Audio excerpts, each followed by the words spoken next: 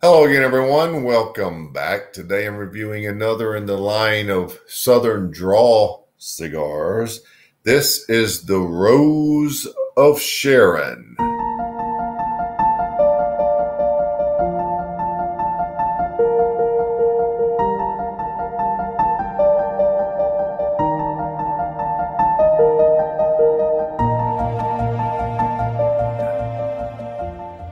Now, this is the Toro 6x52. As you can probably see easily, this is a Connecticut wrapper. Now, this is actually the wrapper is Ecuadorian Connecticut. The binder is Nicaraguan. The filler is Nicaraguan and Dominican. The Nicaraguan is Viso and Seco, and the Dominican is Piloto Cubano, and that is La Hero. Made in the A.J. Fernandez factory in Esteli. Again, a 6x52. Trying to get through some of these Southern Draw cigars, and this is the second one I'll be reviewing. So, and just like the previous one, look at the foot. This is so cool looking, really. It's a closed foot.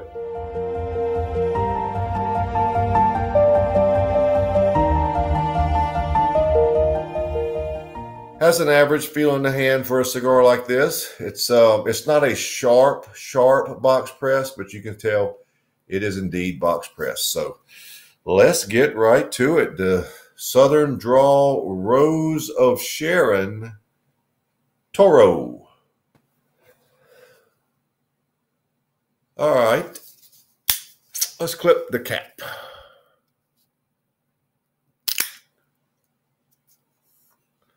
Pretty good draw, and we've got that to contend with. So I'm going to say the draw is excellent because it'll open up once I light it.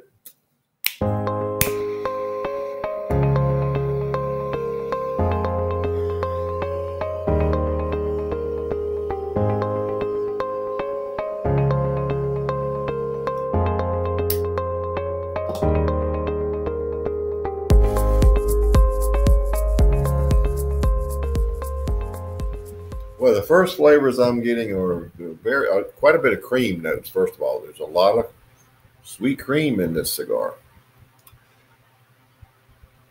A citrus like a pink grapefruit with a low brown sugar and cinnamon, and quite a bit of a sharp coffee note. Black coffee and black pepper at around 7, possibly a little over 7, because this feels very intense. I'm feeling it a lot on the finish too, which is good. I like that. The finish is sort of a buttery cream at this point.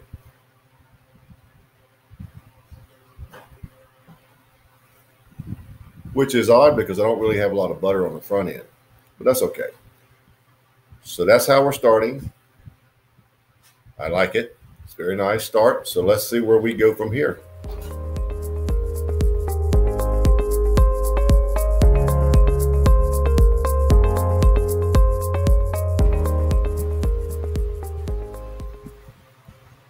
Well, I'm about 2 inches in.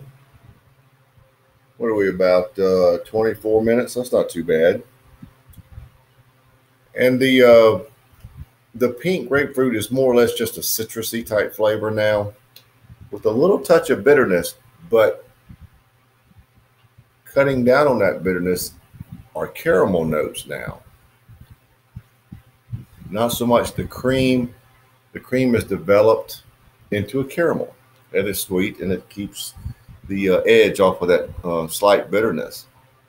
The coffee notes are still there, but they're just a nice addition at this point. They're not overwhelming. The pepper is still good. Cigar is mild to medium. Yeah, that's about all it could be. It's not any more than that. And the finish now is it's not so much buttery, but it's just a cream, a straight cream, and an average amount of lingering black pepper. So the cigar is moving along nicely. It's made a little bit of a turn, a little bit of a change, but nothing major. This first third, I'm rating an 86. Pretty good cigar. I'm hoping it develops into something a little more, but let's just see what happens.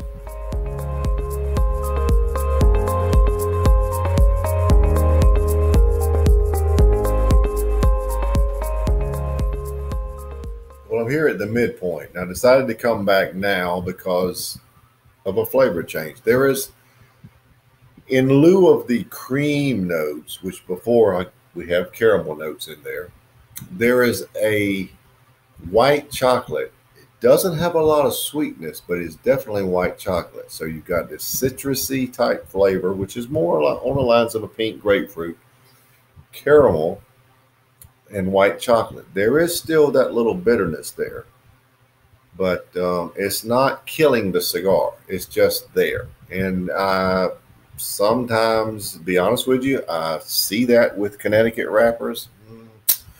Don't know why. Maybe it's just me, but I have it happen. As it started out, there is a touch, minor amount of brown sugar and cinnamon also. Coffee notes is holding the base. They're not anything detracting to the cigar. It's just holding the base. Pepper is still pretty good. I enjoy the pepper. Finish is unchanged. So I merely came back now to say there are some semi-sweet white chocolate notes. It's a thickness there. You can tell it's there. At the midpoint, I'm going to maintain the 86. I will come back for the final third scoring shortly.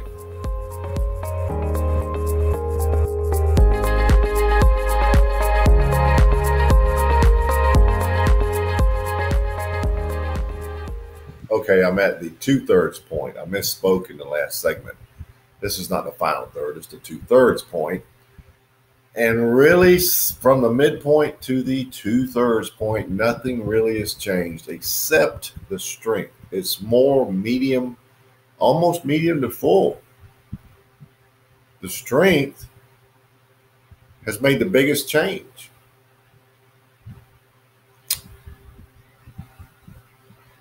The caramel and white chocolate. The white chocolate has very little sweetness to it. There's that thickness there. But the caramel combines with the white chocolate, giving it it's almost a cocoa flavor.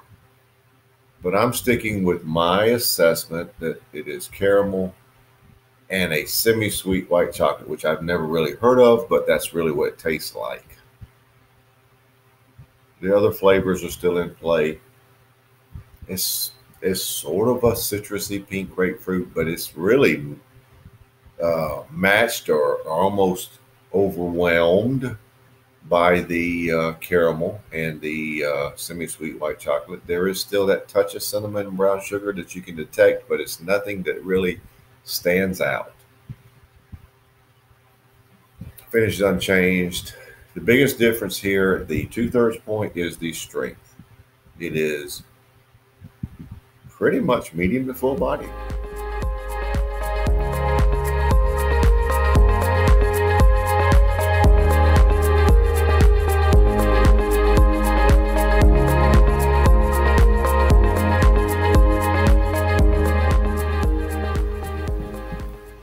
Well, we are down to the end, so let's wrap it up. Don't really have anything to report change-wise from the final third, actually from the midpoint to the end.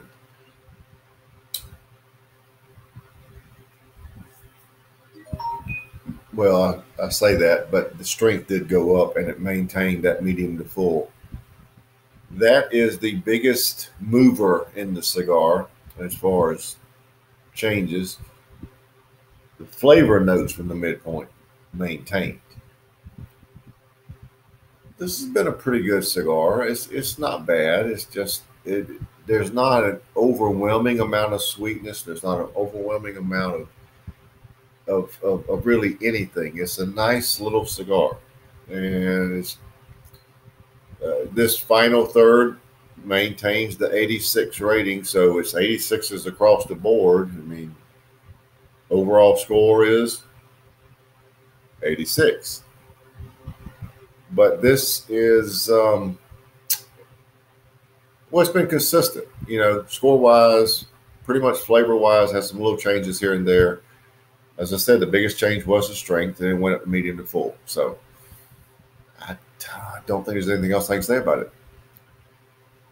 it. I see more talk about these cigars online than any of the other brands that Southern Draw has. So it has a following, and it has some people that obviously like it. But for me, it was an 86. So there you have it.